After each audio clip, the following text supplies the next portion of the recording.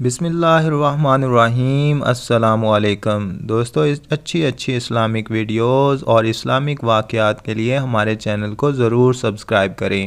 دنیا کا ظالم و وحشی ترین انسان ہلاکو خان اپنے گھوڑے پر شان سے بیٹھا ہوا تھا۔ چاروں طرف تاتاری افواج کی صفیں کھڑی تھیں۔ سب کے آگے ہلاکو خان کا گھوڑا تھا۔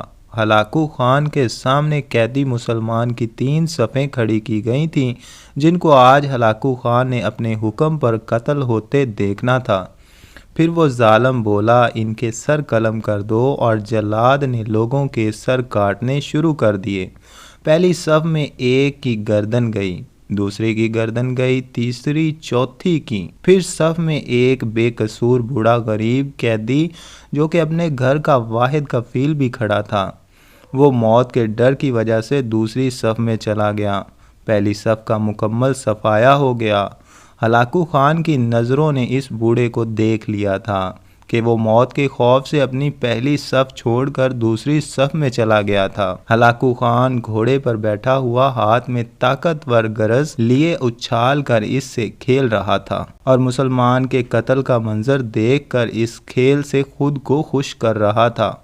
جلادوں نے دوسری صف پر تلوار کے وار شروع کیے، گردنیں آن کی آن میں گرنے لگیں۔ جلاد تلوار چلا رہا تھا اور خون کے فوارے اچھل اچھل کر زمین پر گر رہے تھے۔ اس بوڑھے بابا نے جب دیکھا کہ دوسری صف کے لوگوں کی گردنیں کٹ کر اس کی باری بہت جلد آنے والی ہے، تو وہ بھاگ کر تیسری صف میں کھڑا ہو گیا۔ ہلاکو خان کی نظریں بوڑھے پر جمی ہوئی تھیں کہ اب تو تیسری صف آخری ہے، اس کے بعد یہ کہاں چھپنے کی کوشش کرے گا؟ اس بیوقوف بوڑھے کو میری تلوار سے کون بچا سکتا ہے؟ میں نے لاکھوں انسان مار دیے تو یہ کب تک بچے گا؟ تیسری صف پہ جلادوں کی تلوار بجلی بن کر گر رہی تھی۔ ہلاکو خان کی نظریں مسلسل اس بوڑھے پر تھیں کہ کیسے وہ بے چین ہو کر موت کی وجہ سے بے قرار ہے۔ تیسری صف کے انسانوں کی گردنیں گر رہی تھیں۔ جلاد بجلی کی سی تیزی سے اس بوڑھے بابا تک پہنچا تو ہلاکو خان کی آواز گونجی، رک جاؤ، اس کو ابھی کچھ نہ کہو۔ بڈھے بتا، پہلی صف سے تو دوسری صف میں بھاگ آیا، جب وہ ختم ہوئی تو تیسری صف میں بھاگ آیا۔ بڈھے، اب بتا، پیچھے تو کوئی اور صف بھی نہیں ہے، اب تو بھاگ کر کہاں جائے گا؟ اب تجھے مجھ سے کون بچائے گا؟ اس بوڑھے نے آسمان کی طرف دیکھا اور کہا، میں نے پہلی صف کو اس لیے چھوڑا کہ شاید میں دوسری میں بچ جاؤں، لیکن موت وہاں بھی پہنچی۔ پھر میں نے دوسری صف کو چھوڑ دیا کہ شاید تیسری میں بچ جاؤں۔ ہلاکو نے گرز کو ہاتھ میں اچھالتے ہوئے کہا، بڈھے، کیسی خادم خیالی ہے یہ، کیسی بہکی باتیں کر رہے ہو؟ بھلا تمہیں میری تلوار سے بھی کوئی بچا سکتا ہے؟ بوڑھے مسلمان نے زمین و آسمان کی ہر چیز کے مالک، اس کے واحد لا شریک رب پر بے انتہا یقین کے ساتھ کہا کہ وہ اوپر والی ذات اگر چاہے تو کچھ بھی ہو سکتا ہے، اور اگر وہ چاہے تو مجھے تجھ سے بھی بچا سکتا ہے۔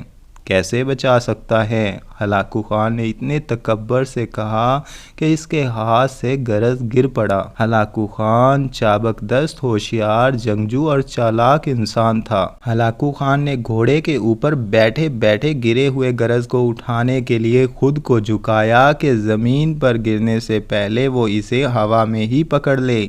اسی کوشش میں ہلاکو خان کا ایک پاؤں رکاب سے نکلا اور وہ اپنے گھوڑے سے نیچے آ پڑا، جبکہ دوسرا پاؤں رکاب میں ہی پھنس کر رہ گیا۔